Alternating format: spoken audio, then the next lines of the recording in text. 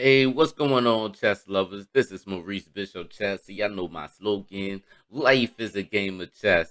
Hey guys, I have a beautiful, beautiful game to share with y'all. With me playing against a woman international master, guys, and this was crazy. And I literally won in 17 moves, guys. 17 moves. But guys, this is oh my goodness, guys. This opening, guys, that I've played, guys, y'all already know my secret weapon opening for Black, which is in my Maurice Bishop Chess University.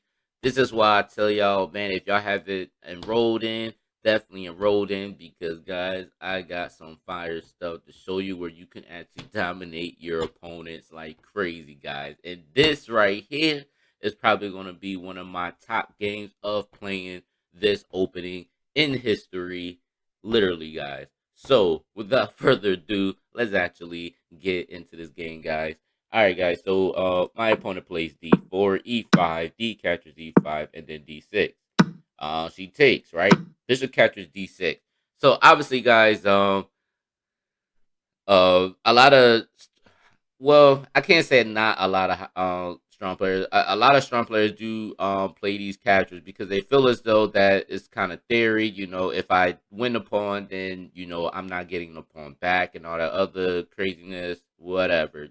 I like to break theory. There's a lot of people that there's a lot of high rated strong players that love theory and everything, but I could care less about theory. Um, Except for if it's endgame there, then that's probably more that I pay attention to though. But anyway, knight f3, bishop g4, and then knight b to d2.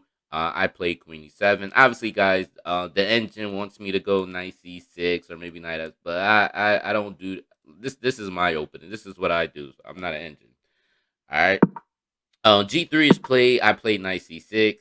Um, and my opponent played bishop g2. And as you can see, guys, the end just saying knight f6 and playing a6. I don't do none of those moves either. I castle queenside, which I think that was probably the last choice. Yeah, they got to ask the last choice. I don't know why, but okay, now I just went back to the second choice. But this is what I play anyway. This is my thing. Because y'all know my principle, and even in my university, I always tell people the concept of this opening is to develop your pieces as fast as possible, castle queen side as fast as possible, and then start an attack. That's my concept, guys. That's the concept I live by.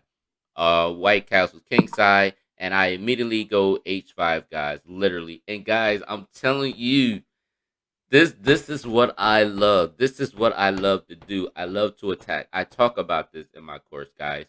C3 and I automatically go H4. Yes, guys, I automatically go H4 because guys, I already had it in my mind. I'm giving up this rook.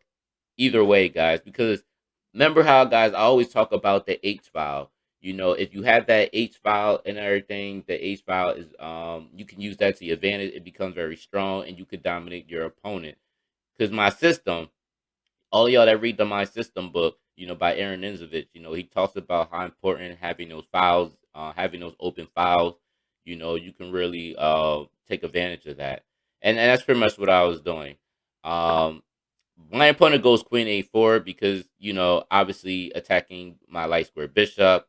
And not a problem, guys. I just played knight f6. I just defend. But at the same time, guys, it's like I'm defending, but at the same time, I'm not, how can I say this? Like, I'm developing and defending at the same time, but at the same time, I'm still attacking as well. If you get my drift, it's not like I'm just defending and then I'm trying to get other pieces to defend. No, I just develop my piece and I defend at the same time. And again, I still have this nice strong attack going with this pawn on h4. My opponent actually took the pawn on h4. So you already know, guys, it's about to go down. And you already know that, again, guys, when you get that H file open, it's not even just the H file, guys. It's just the long diagonal that I'm going to have. So, in other words, after rook captures h4, she actually took the rook, and then I go queen e5, threatening checkmate here. Obviously, guys, you can't go knight f3 because this is bishop captures f3. I'll pretty much win a piece. But also, guys, I'm still threatening that checkmate if you do that, right?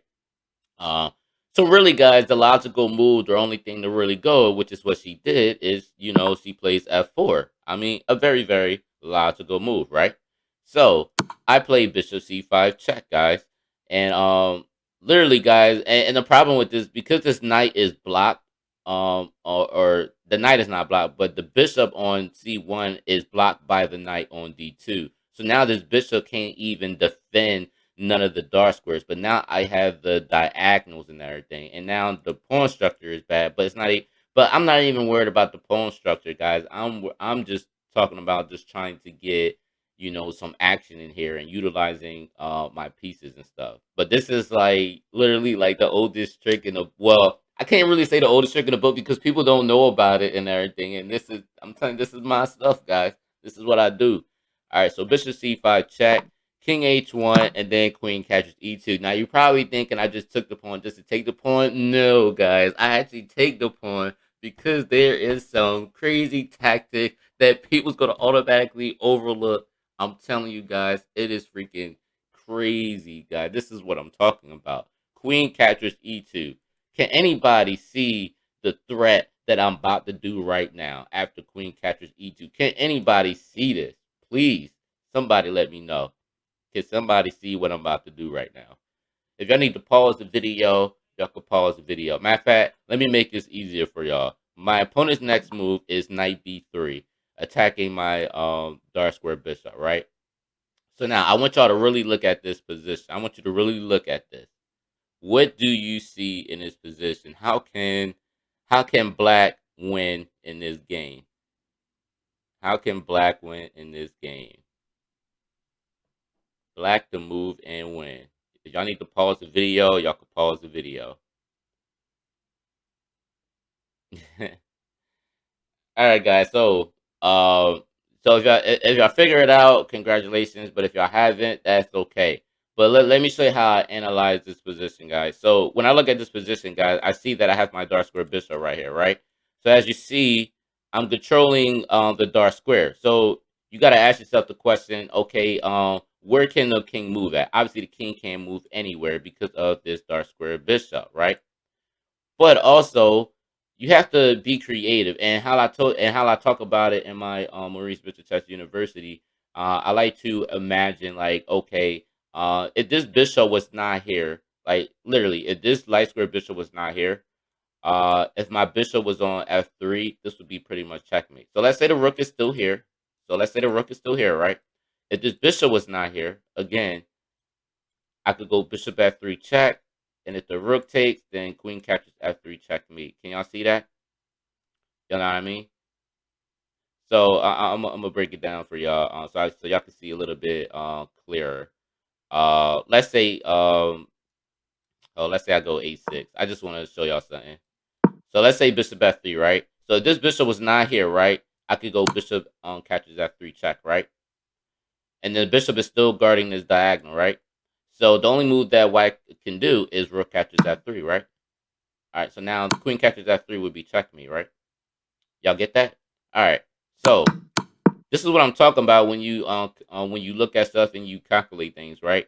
So again, so how I just showed y'all that was checkmate like that. So I'm gonna break it down. I want to break it down even more. I just really want to show you how I think, how I really visualize stuff.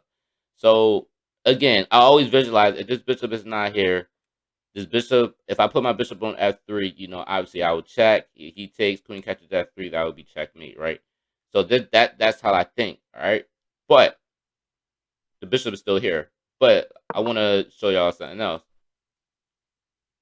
So let's say I don't know, here bishop f3, he takes. All right, so we already know this would be checkmate, right? But also, guys, we know that this rook on a d file is not like if I come here, this won't be attacked by anybody.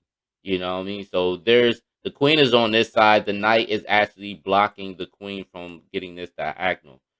So I'm looking at everything, guys, from all angles. I'm looking at everything, right?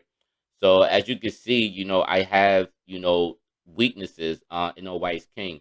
So I want to get y'all to understand that when you have positions like this, when you have a rook open d file, and then you have a nice diagonal, and you have I always go by the principle, guys. If you have one, two, three, four pieces surrounding the king, if you have three or more pieces surrounding the king, you can actually start an attack, and most likely is either it's going to give you a great advantage, or you're going to have checkmate.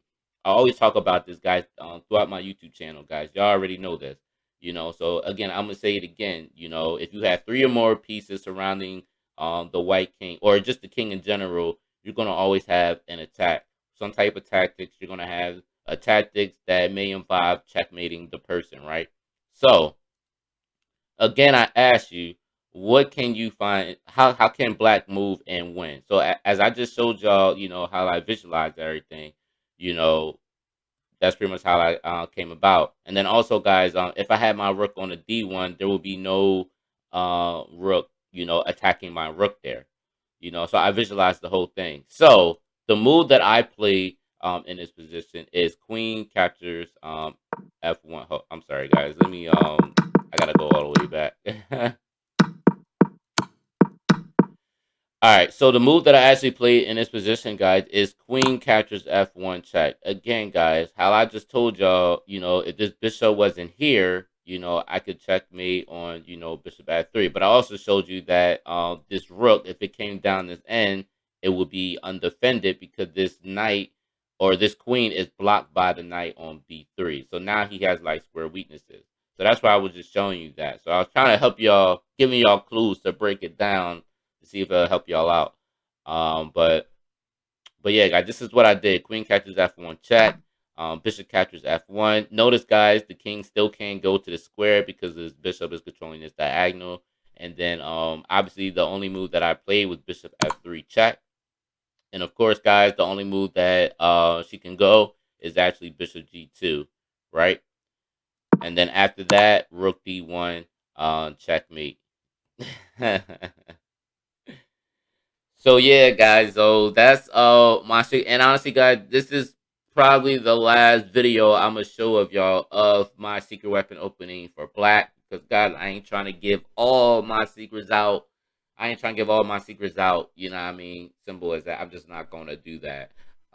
So the people that's actually enrolled in my course, they will get all the other additional secrets actually to this course, which they're already looking at now. But this will be the last video of me actually showing the my secret weapon opening for black. Um, but yeah, but I will start showing a whole bunch of other things as well. But anyway, guys, I hope you actually enjoyed this video. I hope you enjoyed this content. Make sure you like, share, comment. Let me know what you think. And also, guys, if you haven't enrolled in the Maurice Bishop Chess University, make sure you get into that, enrolled in that, guys. Again, guys, it's very, very cheap and everything. A lot of guys that's enrolled, like they can tell you, and it's not even just a video course you're getting. You're getting an actual one-on-one coach, unlimited, I should say, unlimited one-on-one coaching with me as well, guys. Me face to face, actually going through, you know, not just the video course, but guys, just a one like anything you want to learn, I'm teaching you, and that's all part of it, guys. Literally, guys, $29.99 a month, guys. You can't beat that. You know what I mean? So, again, guys, definitely check it out. Check out my Maurice Bishop Chess University, and also, guys, don't forget to hit the subscribe button. All right, guys, peace.